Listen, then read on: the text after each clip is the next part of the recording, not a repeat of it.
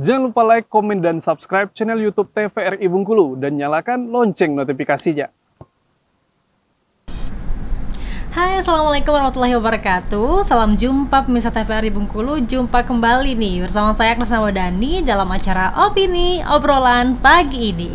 Pemirsa, profesi ahli gizi kini menjadi salah satu pekerjaan yang semakin diminati dan dibutuhkan dalam dunia kesehatan. Seiring dengan kesadaran masyarakat yang semakin meningkat akan pentingnya pola hidup sehat, maka peran ahli gizi pun semakin penting. Ahli gizi berperan dalam memberikan informasi dan juga rekomendasi nih mengenai pola makan yang baik untuk menjaga kesehatan dan juga mencegah berbagai penyakit. Pemirsa, tema kita hari ini yaitu mengenal lebih dekat profesi ahli gizi. Sudah bersama saya di pagi hari ini Ibu Frenti Sela Mareta ya, sebagai Ketua DPC Persagi Kota Bengkulu atau yang kerap disapa dengan Mak Ella.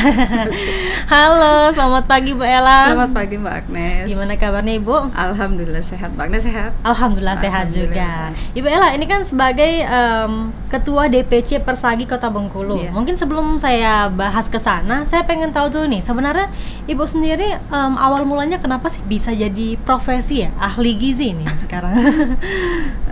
Sebenarnya kalau cerita awalnya mungkin agak malu juga ya. Sebelumnya saya mungkin kecemplung ya kata anak-anak sekarang. Dulunya saya punya keinginan lain gitu. Kebetulan nggak keterima gitu karena orang tua saya, ibu saya orang kesehatan. Udah masuk sekolah kesehatan aja. Waktu itu sebenarnya agak apa ya, saya nggak pengen jadi orang kesehatan seperti itu, tapi ternyata mungkin takdirnya seperti ini ya Mbak ya. Jadi memang waktu itu disuruh orang tua. Iya, disuruh. Akhirnya ya kebetulan tes keterima, ya udah saya jalani seperti itu.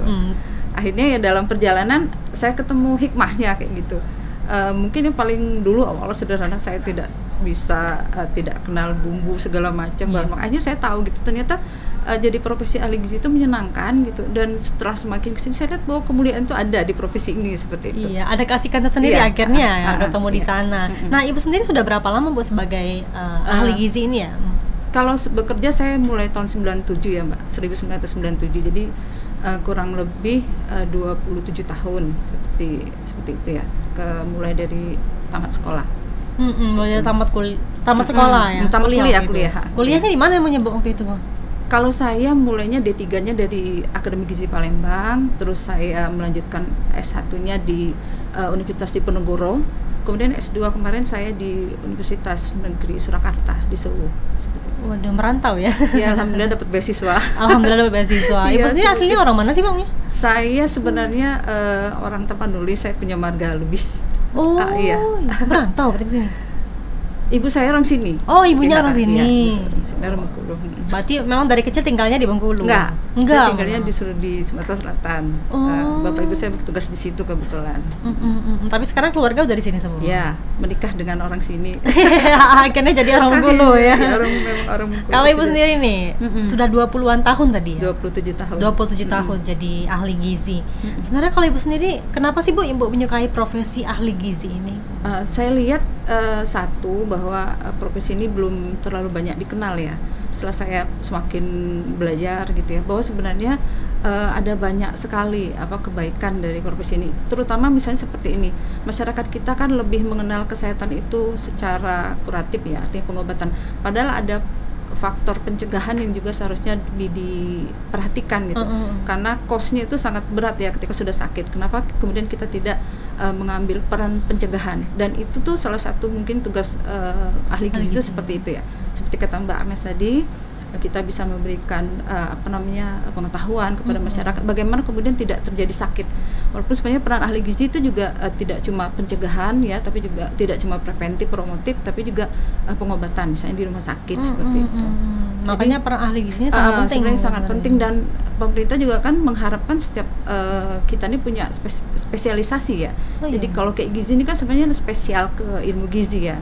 Walaupun masyarakat lebih mengenal kesehatan itu, mungkin lebih tahu dokter, kemudian bidan, perawat. Sebenarnya ada profesi-profesi lain di kesehatan ini yang mungkin perlu diperkenalkan dengan fungsinya masing-masing. Seperti sebenarnya banyak ya berarti ya? Banyak, ada banyak lain. Cuman masyarakat sebenarnya lebih secara umumnya ya? Iya, makanya mungkin tugas kami gitu ya, seperti saya yang kebetulan diamanahi sebagai Ketua Persatuan Ahli Gizi Kota Bengkulu ya, mengenalkan bahwa ada ada profesi lain sebenarnya di kesehatan yang lebih mendalami satu bidang yang spesial seperti itu. Oke, ini kan Ibu sebagai Ketua DPC Persagi Kota Bengkulu ya Bu ya. Mungkin boleh dijelaskan Bu, itu Persagi itu apa sih sebenarnya ya? Jadi Persagi itu adalah Persatuan Ahli Gizi Indonesia yang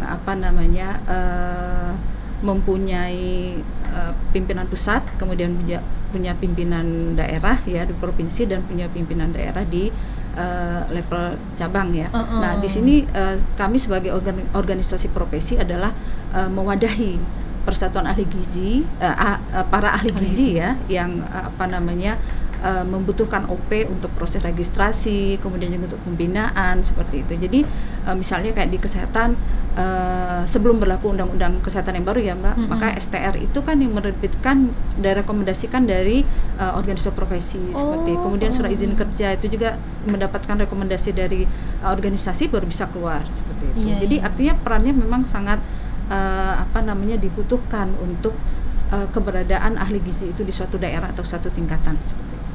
Ada fungsinya berarti setiap daerah gitu. Kalau Ibu sendiri sudah berapa lama bergabung di ini ya, Persagi ini? Persagi sebenarnya Persagi ini begitu kita tamat kan dalam undang-undang yang disebutkan dalam anggaran dasar yang disebut dengan ahli gizi itu adalah tamatan minimal tamatan D3 gizi. Nah itu begitu tamat biasanya kita langsung tergabung dengan satu organisasi profesi, yaitu dalam hal ini Persagi, dibuktikan dengan KTA. Jadi sebenarnya sudah dari dulu seperti itu. Cuma mungkin memang karena organisasi ini cenderung lebih baru dibandingkan organisasi lain, ya masih dalam proses terus membenahi diri seperti itu. Baik, berarti Ibu sendiri kesibukannya selain sebagai profesi ahli gizi juga di Persagi ya Bu ya? Iya. Ngurusin Persagi ya sebagai ketuanya nih. Iya. Tapi kalau Ibu sendiri nih Bu, boleh cerita nggak sih Bu, sebenarnya profesi ahli gizi itu ngapain aja sih tugasnya? Ya mungkin itu ya perlu disampaikan juga bahwa sesungguhnya profesi ahli gizi ini bidang kerja itu banyak gitu ya. Cuma mungkin yang paling banyak dikenal itu misalnya di rumah sakit gitu ya. Di rumah sakit ini profesi gizi ini berperan sebagai salah satu tim dalam PPA, namanya profesional pemberi asuhan. Mungkin kalau misalnya Mbak tahu timnya itu terdiri dari dokter, perawat bidan, kemudian ahli gizi, kemudian ada apoteker. Jadi misalnya kalau di rumah sakit itu tugasnya memberikan petunjuk tentang diet dalam satu tim ya. Diet ya? Iya seperti itu. Mungkin pernah ada keluarganya dirawat, terus nanti ada ahli gizi yang memberikan Bu dietnya ini gitu, terutama untuk penyakit-penyakit yang membutuhkan diet khusus, misalnya kayak DM, hipertensi, ginjal, maka itu harus ada tim ya. Jadi disebut dengan profesional pemberi asuhan, misalnya seperti itu. Nanti juga ada tugas konseling gizi yang datang misalnya pengen kurus kayak gitu. Iya. Disclaimer saya Mbak, bukan saya. Jadi mungkin seperti itu. Jadi ada pasien yang datang pengen menaikkan berat badan nih ada gitu, yang menurunkan berat badan juga ada. Kemudian yang pingin memberikan mendapatkan makanan sehat juga ada gitu. Seperti di rumah sakit yang saya tempat bekerja ada inovasi catering gizi. Jadi ada juga yang pingin ini dapat makanan sesuai dengan kondisi kesehatannya. Kan itu di rumah sakit. Terus kemudian kalau di puskesmas, teman-teman yang di puskesmas berperan sebagai petugas gizi. Jadi yaitu ada fungsi promotifnya, preventifnya, misalnya promotifnya ya penyuluhan, kemudian pendataan balita gizi buruk misalnya, banyak Mbak. Kemudian juga pemberian bantuan untuk balita gizi buruk misalnya. Banyak lagi peran-peran lain yang mungkin selama ini tidak terlalu diketahui oleh masyarakat. Kecuali juga memang jumlahnya belum terlalu banyak ahli gizi ini. Tapi untuk di kota ini yang terdata kurang lebih 200 orang ada. Di kota ya 200 orang ya. Kemudian juga mungkin perlu dipahami juga ya bahwa sebenarnya ada banyak bidang pekerjaan bisa dilakukan oleh gizi. Misalnya ada yang jadi dosen di akademi gizi ya, Poltekkes Gizi. Kemudian ada juga yang menjadi peneliti. Kemudian ada juga yang menjadi di perusahaan-perusahaan obat atau makanan susu ya. Dan mungkin untuk era sekarang digital ini ya, salah satu yang saya lihat anak-anak muda terutama ahli gizi di kota besar, mereka tuh sering atau ada yang membuat semacam konten gitu ya, video-video menerangkan tentang banyak hal ya. Kita tahu kayak kata Mbak Agnes, masyarakat kan kesadaran tentang gizi udah semakin baik ya. Nah itu mereka ada yang membuat aplikasi tentang bagaimana mengatur pola makan, bagaimana mendapatkan kalori satu makanan seperti itu, sehingga itu bisa menjadi ladang pekerjaan sendiri yang tidak harus bergantung kepada lembaga ataupun pemerintah gitu. Benar-benar. Jadi artinya ketika kita menyintai profesi kita, ketika kita memahami dengan baik dan kita berkreativitas, sebenarnya peluang kerja itu ada saja kayak gitu. Dan itu peluangnya sangat besar. Kemudian juga di pusat-pusat kebugaran itu bisa menjadi istilahnya konsultan kesehatan gitu ya. Iya kan. Jadi kalau kita lihat di media sosial kan Mbak, banyak ya orang maaf orang yang bukan berlatar belakang gizi itu berani memberikan advice ya, petunjuk. Apalagi seharusnya ahli gizi gitu ya, lebih tahu ya, karena memang secara hukum juga diakui oleh pemerintah. Berarti sebenarnya memang profesi ahli gizi ini bukan cuma di rumah sakit doang bukan seperti tapi itu. Sebenarnya sudah mulai banyak sekarang wadahnya ya. Oke, Ibu Ella, kita jeda dulu. Nanti kita bahas lagi nih Bu dengan tema kita, yaitu mengenal lebih dekat profesi ahli gizi. Pemirsa, kami akan kembali setelah jeda pariwara berikut ini.